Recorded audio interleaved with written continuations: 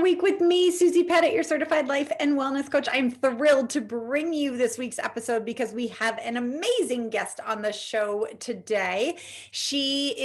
I'm excited to share our conversation and her body of work because she takes a look at what she calls the emotional labor that lands on women. She wrote a book called Fed Up: Emotional Labor, Women and the Way Forward.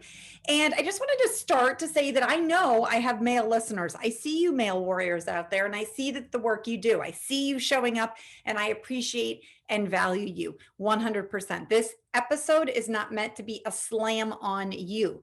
Rather, I hope this show helps to broaden the perspective around the experiences of women. Our conditioning runs deep. Okay. We were raised in the water here of our conditioning. And the more we learn, the more we know, the better we get. One of my mantras is when I know better, I do better. So for all of my Love Your Life listeners, whether you identify as a female or male, approaching new material, whatever it is, with an open mindset of, what can I learn from this, will always serve us. Okay, so let's go. Whether you're a mom, whether you're a dad, whether you're whatever you are, this show is for you. Today's guest is Gemma Hartley.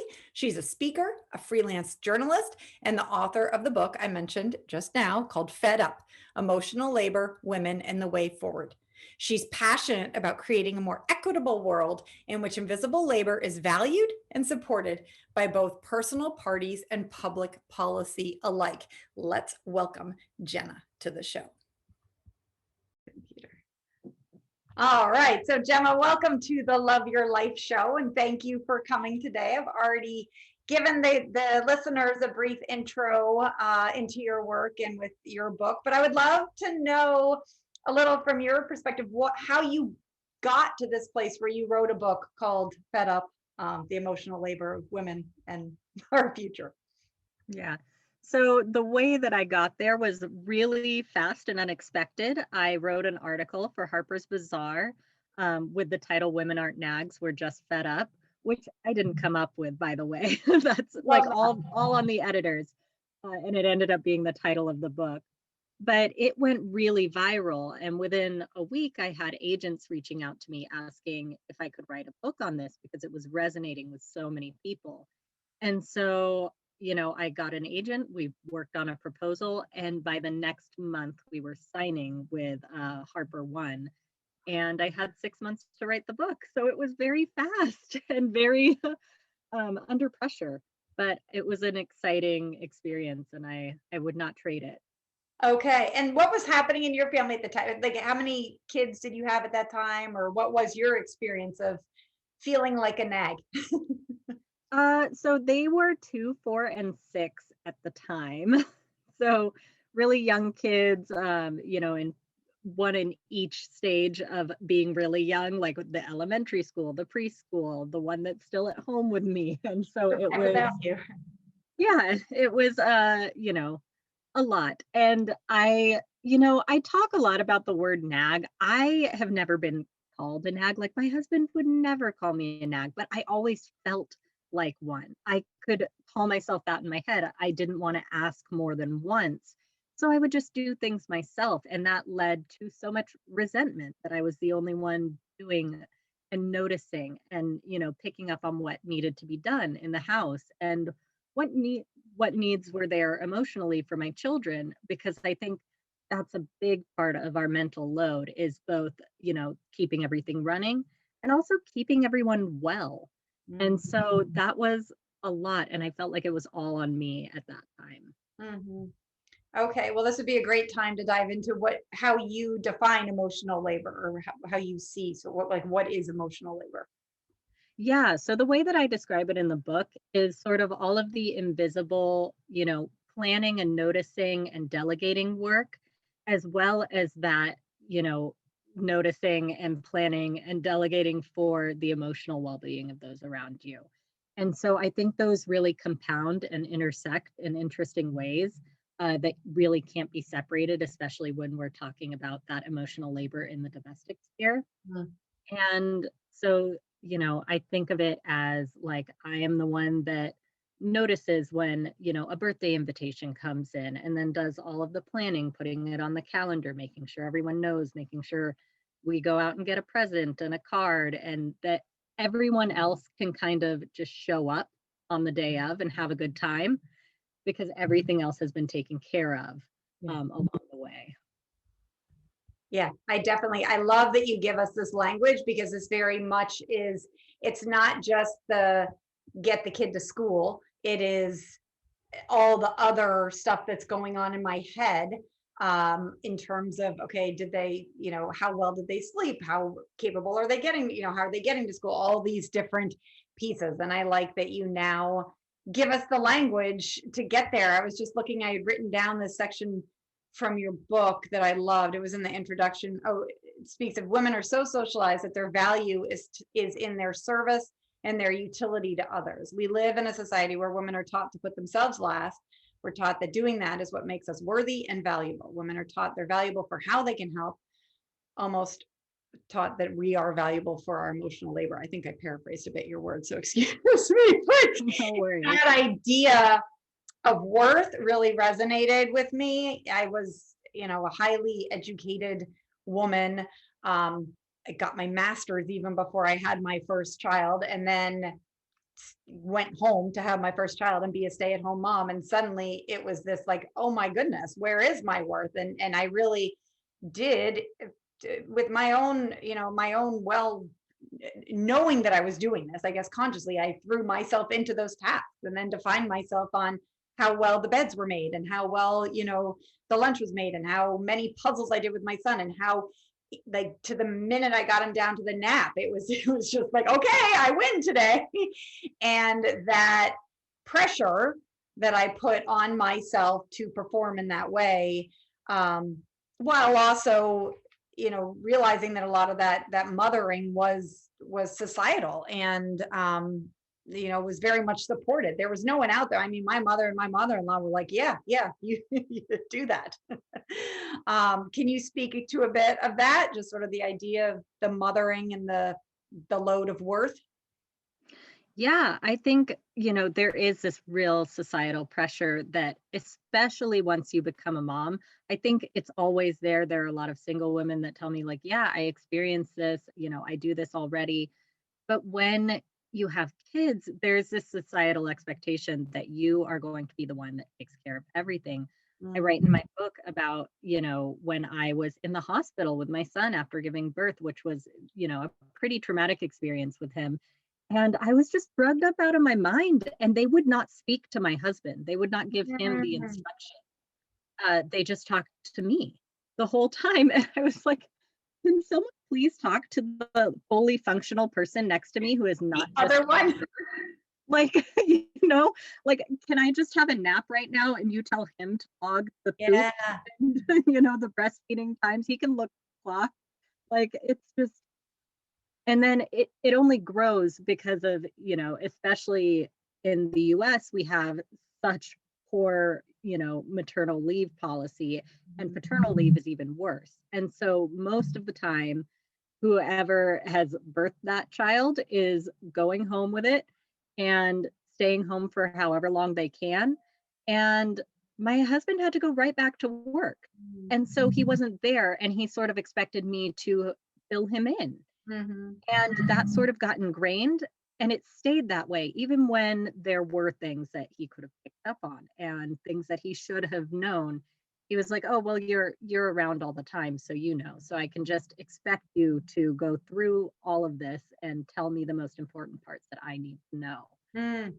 And so that, that sort of becomes, motherhood becomes a really big part of your identity. Sometimes in those early years, it can swallow your identity whole because there are so many moving parts. And so often we feel alone, and we only get help if we ask for it, instead of having a partnership where we can expect that equal amount of effort going in.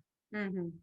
Yeah, I want to circle back to that asking, but first I want to point out this sort of ownership, because I definitely feel better about myself and my choices when I'm not blaming other people. I can have some awareness of how I ended up where I am, but when I can feel more in charge. And I run a group coaching program, and we're reading this book in there. And we're about halfway through, and some of the women right now are in a state of anger and really feeling like, wait, sort of this awareness and this light bulb that's going on. And, that, yes, the anger, it's not a problem to be angry. There are some things to be angry about, but it's sort of our reaction to that anger and what we can do. The anger is showing us something needs to change. And then what can we do with that? Do you have guidance, or what would you say to the woman who's like, what the heck, this is so wrong? No, I think one of the things that we really need to do is allow ourselves the space to feel that anger. I think, one of the things we're conditioned to do is like hide any negative emotion, especially anger. Like, I've just written a piece on anger where it's just like, no, an angry woman is like the worst thing that you can be. And so you just immediately try to mask that anger or gloss over it. And I think we really need to allow ourselves the space to feel that anger fully, because, it's not bad. It's a sign that something may be wrong.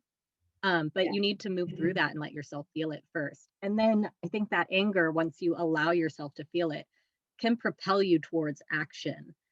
And, I think that it's really easy when you're in that angry state to want to, instead of, sitting with yourself in the anger, going straight to your partner with the anger.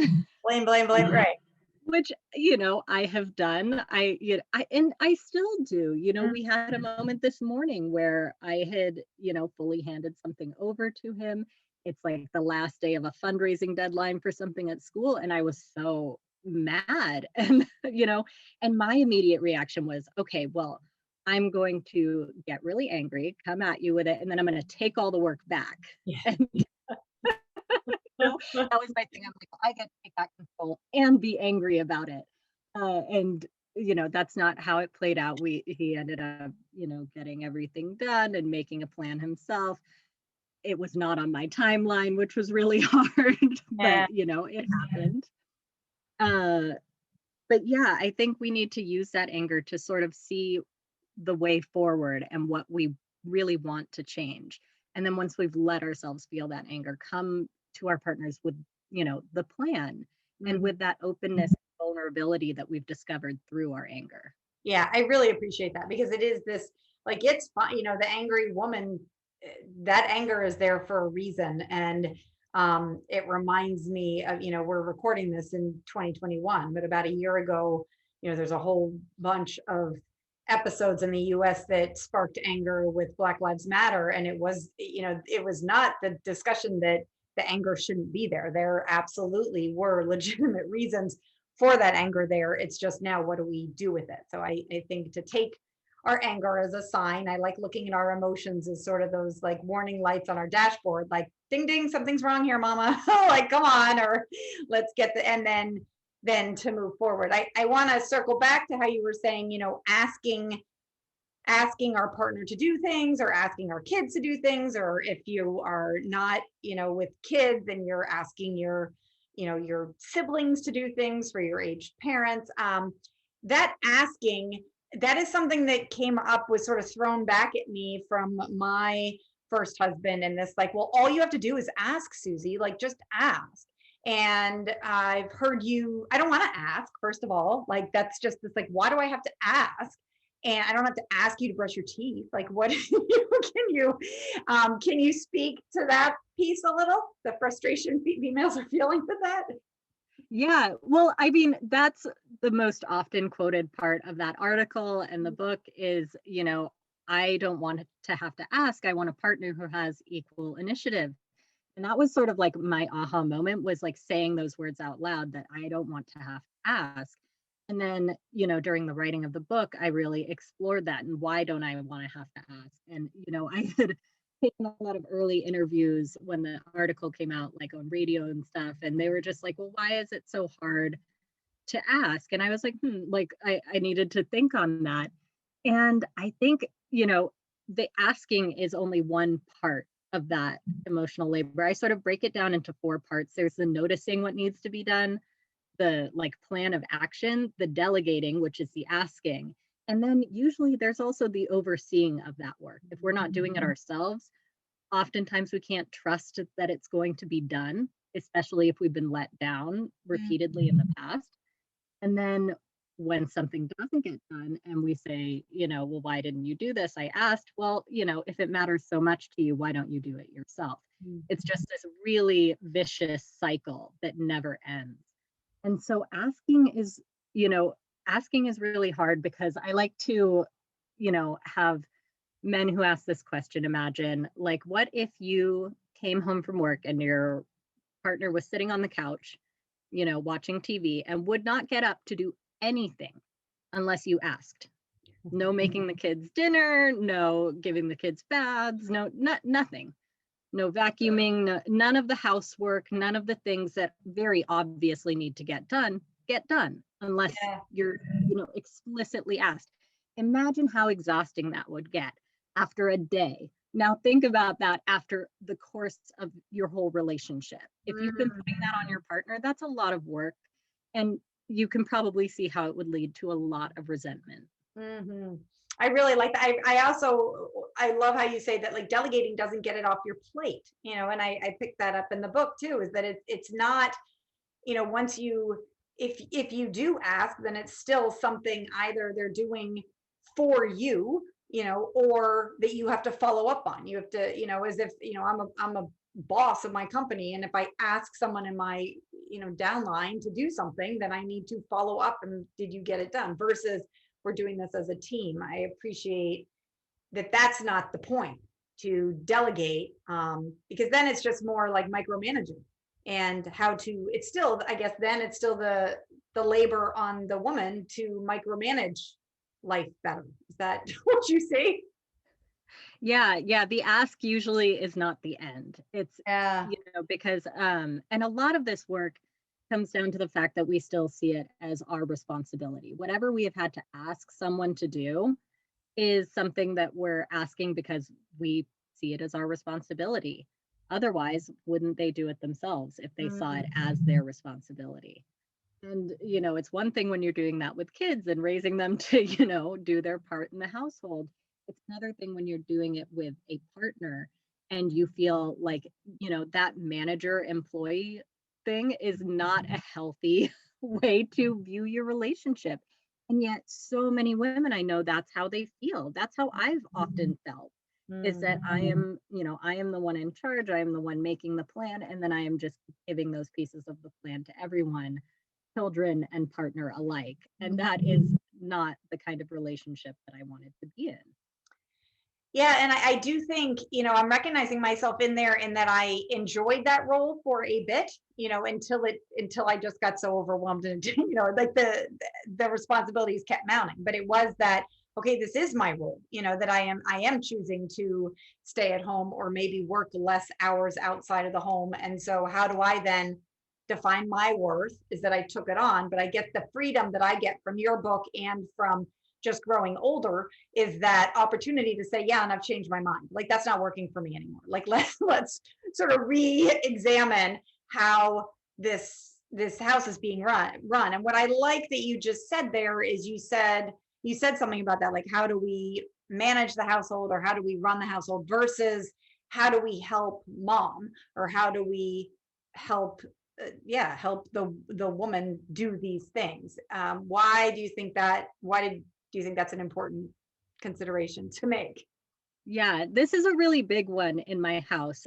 Even with our children, we don't use the word help in Okay. our house. Like, it's just that's like a taboo word for me now, Mm, because help implies that, whatever is being done is the responsibility of whoever is asking you. So if I say, hey, can you help me with this? The subtext is, I am responsible for this. You are going above and beyond by helping me complete my role in the yeah. house. Yeah. And so when we ask our kids to, make their beds to help mom, or to set the table to help mom, it's not seen as being a part of the household, being a part of a functioning household, but being something that is really mom's job, but I'm getting a gold star for stepping up. And we do this with our partners all the time. Hey, could you help me by doing this with the kids? Mm. Instead of, that being part of The kids the need to go to responsibility of baseball. being a parent. Right. How are we going to get them there or something? Yeah. I really, Yeah. And really, so I think that's, a really important thing to reframe. mhm. I think help seems like such a positive and innocent word, but when you really think about what it says, it's really, helping you to just hold on to those roles that Mm, you don't want, that yeah. if you want that equity in your relationship, if you want everyone to be doing their part and feeling that responsibility, asking them to help you is just keeping that responsibility for yourself.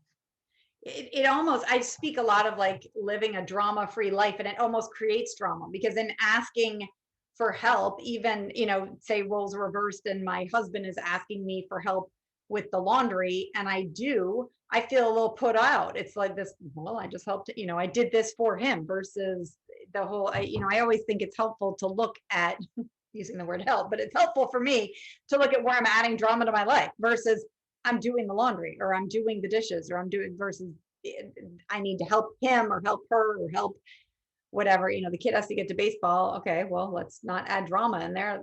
Who's going to bring him? Who makes sense? That's really wonderful. What do you say to? Because this has happened to me before. I'm married.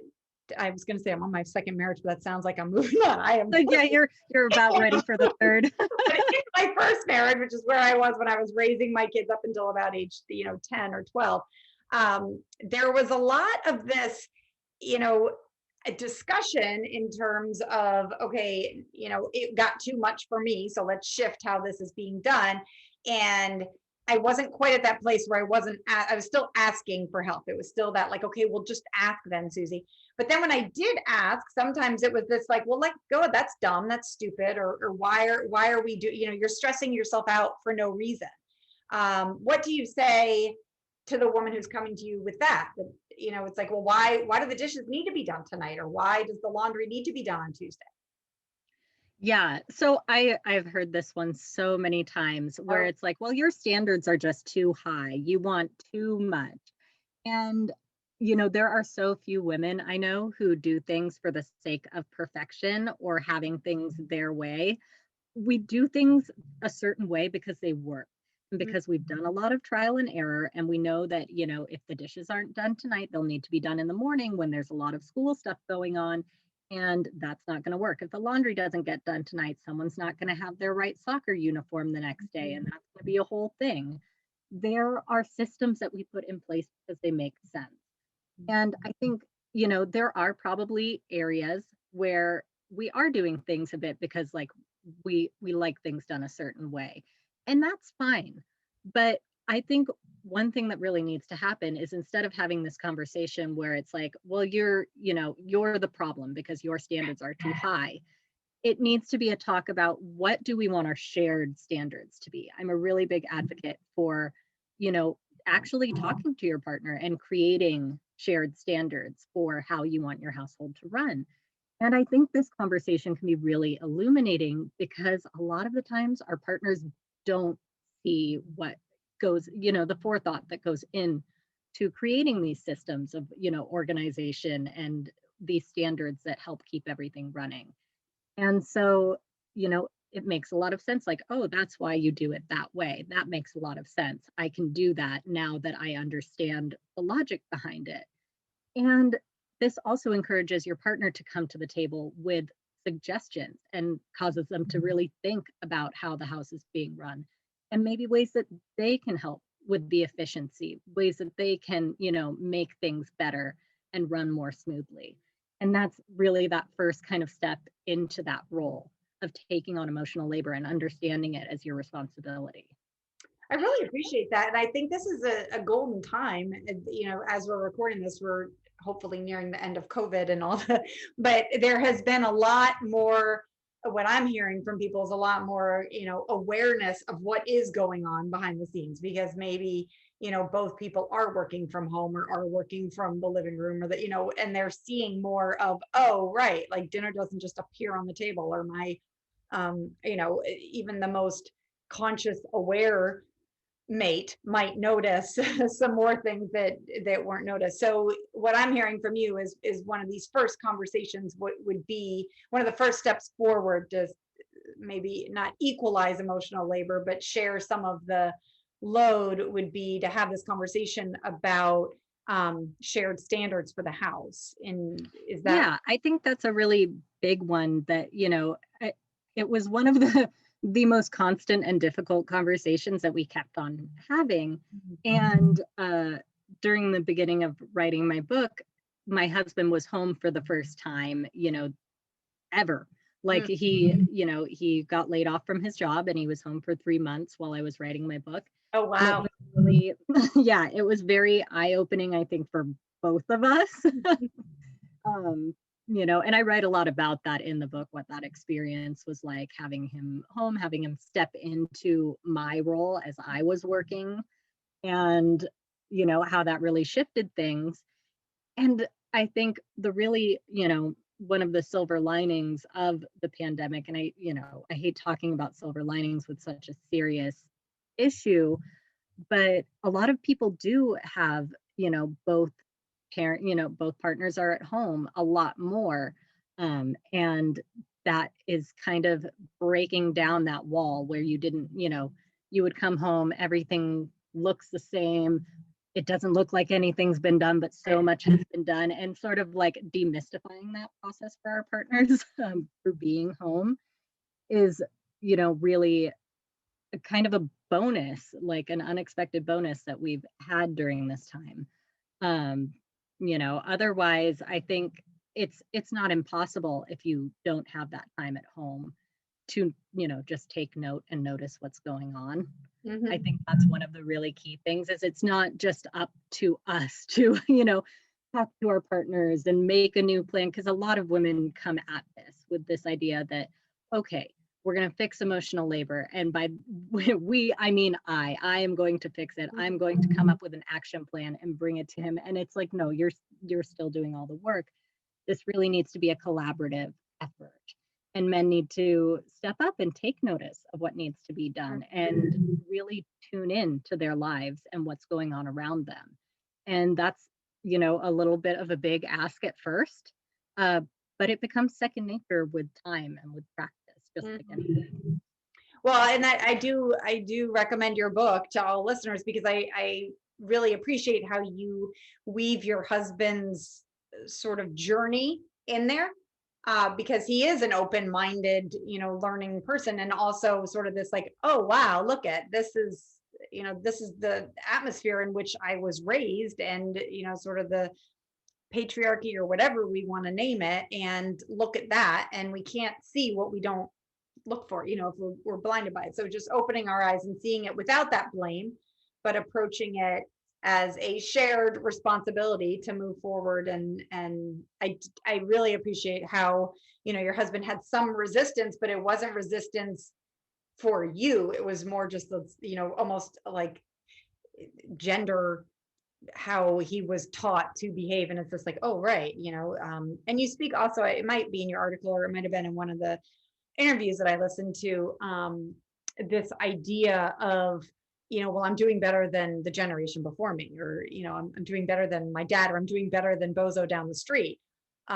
It's like, Oh yeah. yeah, yeah, Yeah, and there's still room to grow, buddy. yeah, I think it's such a funny argument to me that, like, oh, well, I'm so much better than, my dad or my grandpa or your friend's husband that we both talk about behind the like, Yeah.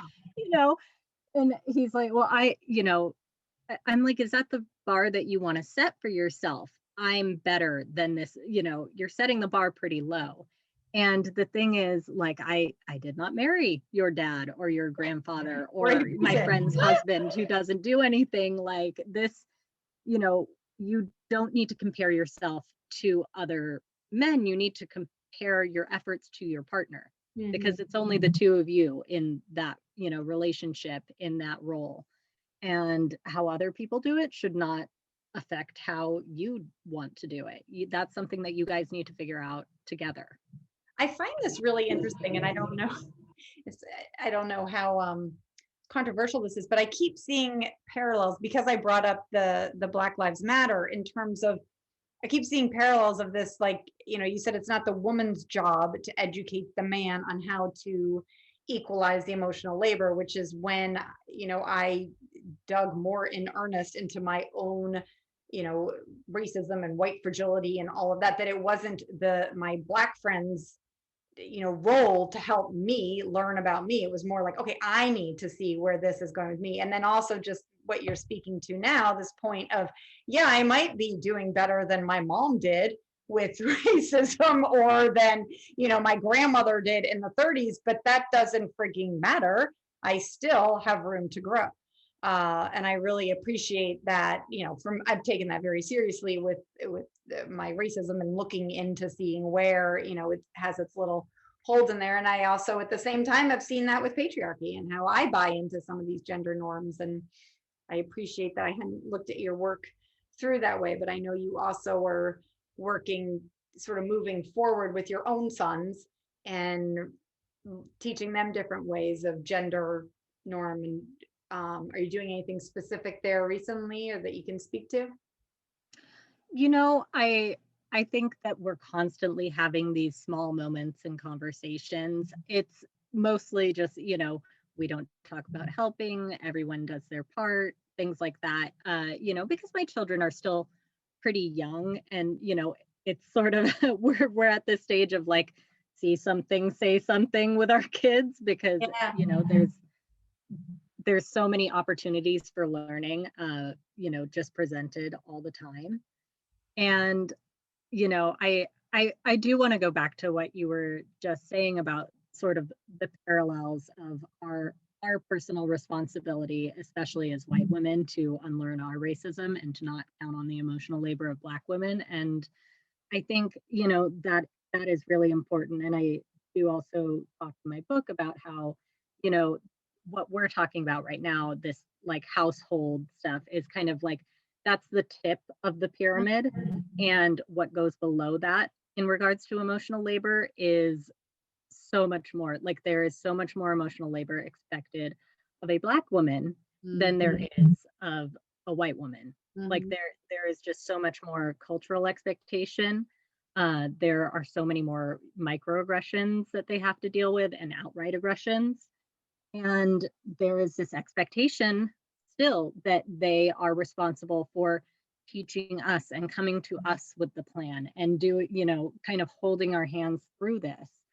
And I think that is, really something that we need to look at. Like, if you don't want to do the hand holding, think about how that must feel when it's so much bigger than like, oh, I don't want to hold my husband's hands through like picking up his own socks off the floor. Imagine doing that, but it's like, let me hold your hand while I walk you through why my life matters, why my humanity matters. And I think that's one of the biggest problems, white feminism has had, is not following the lead of Black women. And I think that was our fatal mistake in second wave feminism, well, in all waves of feminism.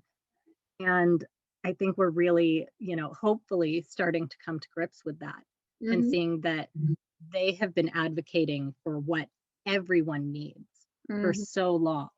And we're just sort of waking up to that idea now. And we really need to, get a kick in the butt, start doing our own work. I love it. And it is through these like uncomfortable me, like bumbling out my, I thought that we get to change the way things are going, and having these conversations and starting where we are, and then echoing that out in our world. So I am deeply grateful for the work that you are doing, and for the time you are spending here on the podcast. And I will put these links out there. We're at www.smbwell.com/139. If people are looking, I'll put links in there to Gemma's book and all the articles. I'll look for these different articles you just wrote on anger. And just a reminder to all of us to continue to stand up and speak up and take one step at a time. It's interesting. I guess I just want to finish. I know some women are afraid of starting these conversations in their home, in the same way that maybe I was afraid of having, the first conversation. My kids are older, but in terms of, racism and all of that. And it's just, I would just encourage women to just start. You just have to start. Like feel the fear and do it anyways is a, is a way to figure it out. Have you heard from people who have the conversation and it just goes south? Like what would you with their spouse or partner, and what would you say there? How would you encourage them to have the conversation? I guess would be a better question. Yeah, so most women I know have had the conversation go wrong at some point. Mhm. And I don't think there's any one person to blame consistently for that. It just has to do with your relationship dynamics. And I was, I'm never in the room with these couples as they're doing this. So I don't really know, but I think the key is to understand that it's not a single conversation. If Mm, you yeah. have one fight and it goes south and you don't reach a point of understanding, that is not the end. Mm, This is work that, like I was saying, me and my husband were struggling with it this morning. My book came out years ago, and we're yeah. still every day still having to grapple with this and come to a better understanding of one another. And it's lifelong work. Mhm. And so, kind of approach it in that sense that you're not coming here to fix a problem. You're coming here to improve your partnership, to improve your life, and to really, make progress as you move through life together. I love that. It's not a one and done. And that is, it's not the like we talk about sex once with our kids and it's over, done, check that box. It's like, let's just keep moving forward, have it, stumble, pick yourself up, maybe say the wrong thing, be like, oh, that was not very skillful. I'm going to try again next time. And to just keep trying, because the option is staying the same, and that feels really tiring and exhausting. And there is a better way out there. So thank you. Thank you very much, Gemma, for coming on the Love Your Life show. Yeah, thank you for having me.